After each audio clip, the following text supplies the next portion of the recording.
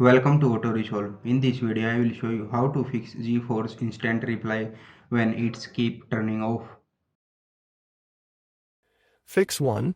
Restart the in-game overlay. Step 1. Open GeForce Experience, go to Settings General. Step 2. Toggle in-game overlay off, then turn it back on. Fix 2. Disable desktop capture. Step 1.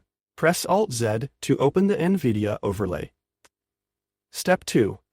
Go to Instant Replay, configure, then disable desktop capture. Fix 3. Free up drive space or change save location. Step 1. Confirm that the drive where Instant Replay saves clips has enough free space. Step 2. If it's full or nearly full, delete unneeded files or change the save location to a different drive or folder. Fix 4. Update or reinstall GeForce Experience. Step 1.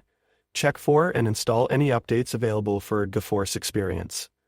Step 2. If issues persist, perform a clean reinstall, uninstall GeForce Experience, and all NVIDIA.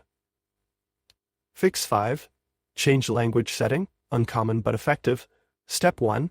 In GeForce Experience settings under in-game overlay, change the language, e.g., from English to another language. Step 2. Restart and see if Instant Replay stays active.